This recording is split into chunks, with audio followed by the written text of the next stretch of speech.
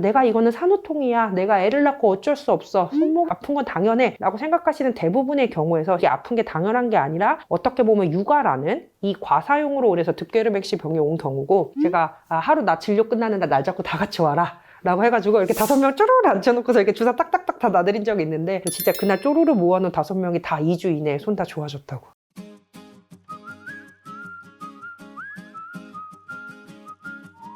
안녕하세요, 서울현병원 신한솔입니다. 손목에 건초염이 있다 라고 오시는 분들이 많으신데, 건초염이라는 거는 되게 그냥 감기라는 느낌이에요. 큰 여러 병이 있는데 그걸 그냥 아울러서 말하는 게 감기고, 그냥 일반적으로 하다 감기야 라고 할 때 정말로 감기인 경우도 있고 뭐 독감인 경우도 있고 사람마다 증상이 다양한데, 건초염이라는 말 자체를 풀어서 생각해보면 건, 힘줄에 초, 싸고 있는 막 부분에 염증이 있다는 소리고요. 결국에는 우리가 힘줄이라는 게 손가락을 피는 힘줄도 있고 구부리는 힘줄도 있고, 이런 다양한 힘줄에 이제 염증이 생기는 경우를 모두 다 건초염이라고 합니다. 건초염이라는 말은 되게 다양한 질환을 뭉뚱그려서 일컫는 말이고요. 결국에는 세부적인 질환의 명이 있고 그 질환에 따라서 치료가 다르게 됩니다. 우선 손목의 엄지손가락 쪽, 약간 손등 쪽에 오는 건초염은 저희가 득괴르뱅시 병이라고 합니다. 저는 득괴르뱅시 병이라고 발음하는데 인터넷 찾아보시면 사람에 따라서 막 얘기를 하는 표현은 좀 다른데, 이 사람이 손목의 신정근 쪽에 오는 건염을 이제 정의를 했습니다. 엄지손가락을 이렇게 벌리는 요 힘줄 쪽에 오는 염증이고요. 이 염증의 경우는 일반적으로 엄지손가락을 접었다 폈다 하거나 하는 이런 동작을 반복적으로 했을 때 많이 오게 됩니다. 사실 많이 오시는 직업군 중에 하나가 미용하시는 분들, 가위질 하거나 이랬을 때 접었다 폈다 하시기 때문에 많이 오시게 되시고요. 요즘에는 덜하긴 한데 옛날에 신나게 판서를 수업하실 때 선생님들도 많이 오셨습니다. 이런 병이 있으시고, 두 번째로 이제 흔한 건초염은 이쪽은 손목을 벌리고 피는 힘줄이었다라고 하면 손가락을 구부리는 힘줄들에 오는 건초염이 있습니다. 요거는 이제 방아쇠 수지가 되겠고, 이런 모든 것들을 사실은 다 건초염이다 뭉뚱그려서 말하게 됩니다. 이게 과사용이에요? 네, 전체적인 큰 틀은 과사용입니다. 결국에 손을 많이 쓰시면 오게 되시는 병이고요. 과사용을 정의하는 기준이 되게 다양한데, 이 병들이 오셨을 때 뭐 방아쇠 수지든 득괴르뱅시 병이든 여러 병이 오셨을 때 손목을 많이 쓰시는 게 나쁘십니다 라고 하면 대부분의 경우 저는 손목을 많이 안 써요 라고 하시는 경우가 있습니다. 이런 경우는 실제로 손목을 많이 쓰시는데 본인이 인지하지 못하시는 경우도 있고요. 아니면 이제 손목을 소위 말하는 이제 썼을 때 아파오는 그릇의 크기가 다르다라고 저는 설명을 드립니다. 예를 들면 이렇게 얘기를 하면 이제 제 세대가 나오고 나이가 나오는데, 옛날에는 다 체력장을 했었죠. 오래 달리기를 하면 누구는 몇 바퀴 뛰면 힘들고 누구는 체력장 끝까지 뛰어도 안 힘듭니다. 결국 반복적인 동작을 했을 때 이게 내가 아파오는 시점은 사람마다 편차가 있는 부분이다, 이해를 해주시면 되실 것 같고요. 두 번째는 손이라는 게 우리가 소소하게 하는 모든 일상생활에 있어서 쓰는 부분이 있기 때문에 내가 인지하지 못하는 나의 취미생활 중에 손을 많이 쓰는 경우가 있습니다. 제가 아직도 기억나시는 분이 두 분이 있는데요. 한 분은 이제 손을 저기를 긋고 안 쓰신다 그러셔서 제가 취미생활이 뭔지 물어봤더니 뜨개질을 하신다고 하셨어요. 본인이 업무나 그게 집안일이 아니다고 생각하시니까 모르셨던 부분이 있으시고요. 또 아직도 기억나시는 할머님 한 분은 자기는 진짜 나이 먹어서 집안일도 안 한다 라고 하셔서 제가 이제 그분한테는 일주일 동안 뭐 했는지 일기 써오시라고 시켰거든요. 그랬더니 이제 고스톱을 매일 열심히 치셔서, 자 보시면 고스톱도 손목에 스냅이 들어가면서 결국 손목을 접었다 폈다 하는 동작이 반복이 되게 되죠. 이런 식으로 결국에는 많이 쓰는 동작들이 있습니다. 우리가 이제 감기를 병원 가는 거랑 비슷합니다. 감기도 일종의 염증이고 이것도 염증이고, 염증을 치료를 해야 되는 건 내가 얼마나 아프냐, 주관적인 통증이 제일 중요합니다. 이래서 내가 별로 안 아프다, 조금 아프기는 한데 참을만 하다 라고 하시면은 그냥 두고 보시면 되시고요. 내가 이제 지금 아픈 게 일상생활에 방해가 될 정도다 라고 하시면은 그때는 치료하시는 걸 추천드립니다.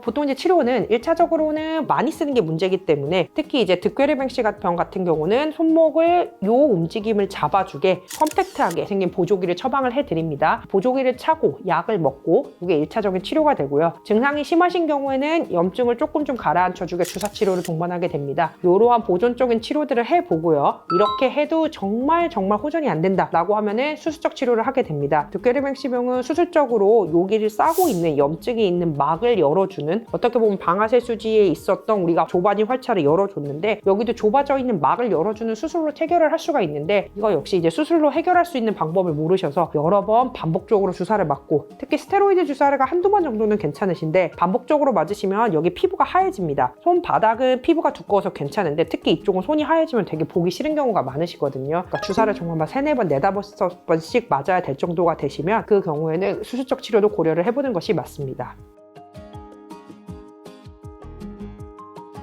동의하지는 않아요. 왜냐하면 생각보다 이게 주사 치료를 했을 때 되게 잘나서요. 이 득괴류병시병이 생각보다 주사 치료의 반응이 되게 좋은데 사원에서 뭐 주사 맞고 효과가 없었어요 라고 하시는 경우들도 꽤 오시는데요. 이게 아까 말씀드렸던 것처럼 손가락을 피는 힘줄의 염증이고요. 이 염증이 있는 위치를 정확히 잡아다가 그 위치에 주사약이 들어가야 되기 때문에 보통 주사에 효과가 없었다라고 하는 경우는 주사의 위치가 정확하지 않은 경우가 많기 때문에 주사 치료를 일단 시도하는 것을 원칙으로 하고 있습니다. 안 쓰시는 게 제일 최선책입니다. 근데 직업적으로 안 쓸 수는 없잖아요.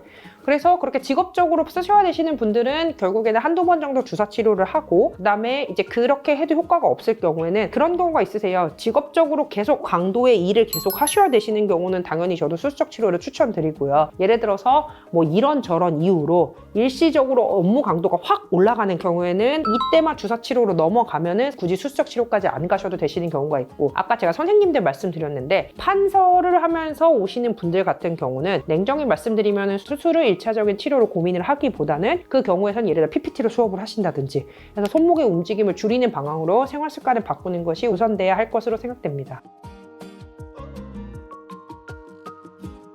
맞습니다. 구조적으로 힘줄들이 이쪽에 있는 터널에서 걸리는, 큰 틀에서는 방아쇠 수지랑 비슷한 병인데요. 그렇기 때문에 이 터널 자체를 넓혀주게 되면 수술을 했을 때는 다시 걸리지 않기 때문에 그 노동 강도를 유지해도 증상이 재발하지는 않습니다. 그래서 저 요거 좀 얘기하고 싶은데, 그러니까 이게 엄마들이 엄청 많이 와요. 특히 아기가 어릴 때 많이 오는데, 저는 정형외과 의사지만 애들 둘을 키우면서 제가 사실 정형외과 의사로서 되게 궁금했던 게, 다들 애 낳고 나면 막 산후통이 와서 손이 아파요 라고 하는데, 이 산후통이란 개념은 정형외과적으로는 없는 개념이어서, 자 그럼 이 산후통의 정체가 뭔지 궁금하다는 생각을 정말 많이 했는데, 대부분 애를 낳고 손이 아프다, 내가 손에 바람이 들었다, 산후통이 났다 라고 하는 경우가 정말로 제가 봤을 땐 100에 95가 이 득괴류병시병 손목의 건초염입니다. 이게 왜 그러냐면 대부분의 경우 특정 직군이 아니면 쓸 일이 없는데요. 자, 애가 태어나면 이렇게 손을 목으로 받쳐주면서 다 일일이 목욕을 시켜줘야 되고요. 아무리 모유가 잘 나오고 해도 보통은 젖병을 따고 하는 동작, 이런 동작들을 반복적으로 쓰게 되기 때문에 내가 이거는 산후통이야, 내가 애를 낳고 어쩔 수 없어, 손목 아픈 건 당연해 라고 생각하시는 대부분의 경우에서 아픈 게 당연한 게 아니라 어떻게 보면 육아라는 이 과사용으로 인해서 득괴류병시병이 온 경우고, 이 경우에 있어서 소량의 스테로이드 주사를 여기다 놓으면 증상이 정말 드라마틱하게 좋아집니다. 이렇게 건초 내에다 놓는 소량의 스테로이드 주사는 건초로 들어가기 때문에 모유까지 넘어가지 않습니다. 그리고 주사를 보통 한 번 맞고 나면은 많이 쓰면은 재발을 하지만, 이 육아의 경우에 있어서는 1년, 2년씩 지속되는 동작이 아니기 때문에 그거를 그냥 넘어가시지 마시고 병원에서 체크를 받아보면 득괴류병시 경우가 많고, 이 경우 그냥 주사 맞고 보조기 차시면은 정말 무리 없이 육아를 하시고 아프지 않고 넘어갈 수 있는 부분이어서 이 부분에 있어서는 꼭 좀 말씀을 드리고 싶습니다. 이게 이제 임신, 출산 전에도 어쨌든 이제 몸 자체도 이제 힘들고, 특히 출산 준비하시고 이런다면서 저도 그러긴 했는데 열심히 모빌 좀 만들고 이러시면 이때도 되게 잘 오시거든요. 며칠 전에도, 그러니까 산모신데도 득괴류병시병에 오신 분이 있으셨고, 그래서 제가 모유술까지는 안전한 걸 알고 있는데 산모기라 애가 뱃속에 있는 경우여서 저도 이제 궁금해서 그 산모분의 산부인과 선생님이랑도 통화를 했고, 제가 알고 계시는 산부인과 선생님들한테도 다 얘기했는데, 전신으로 들어가 있는 스테로이드는 문제가 될 수도 있지만 저희 병원 같은 경우는 일반적으로 스테로이드의 일회용 용량이라고 하는 용량의 10분의 1을 사용합니다. 이거를 혈관이 아니라 건초 내에 놓는 주사는 태아에 전혀 문제가 없다라고 여러 산부인과 선생님들한테 확인을 받았고, 그 산모분 같은 경우는 그렇게 해서 주사를 놔드렸고, 지금은 사실 손목이 아프신 것도 없고 애기도 문제 없고, 이제 애들 낳고 나시면 제가 사실 소아도 같이 보니까 데리고 오시거든요. 문제 없었고, 그래서 사실 아프면 참고 넘어갈 문제는 아닙니다. 저는 그 비슷한 시기에 아기를 낳던 이제 아기 엄마들이 진짜 다들 손목이 아프다 그랬는데, 이제 알고 보니까 정말로 그때 이제 막 손 아프다고 하셨던 분들이 정말 다 득괴류병시병이어가지고, 제가 하루 나 진료 끝나는 날 잡고 다 같이 와라 라고 해가지고 이렇게 5명 쪼르르 앉혀놓고서 이렇게 주사 딱딱딱 다 나들인 적이 있는데 여기저기서 막 이렇게 무슨 뭐 주사 맞고 이런저런 주사 맞고 막 프롤로 주사라고 하는 것도 맞아보고 DNA 주사 맞아봐도 그런 거 다 몇십만 원씩 주고 맞아봤는데 안 낫고 계속 아팠는데 진짜 그날 쪼르르 모아놓은 5명이 다 2주 이내에 손 다 좋아졌다고. 특히 저는 이렇게 애 낳고 육아하시는 분을 추천드리고 싶은 게 그러니까 그 동작을 계속 안 하니까 이런 경우는 정말 수술적 치료가 아니라 딱 그 타이밍만 넘어가게. 네, 원장님 오늘 말씀 감사드립니다. 감사합니다. 서울현병원 신한소리였습니다.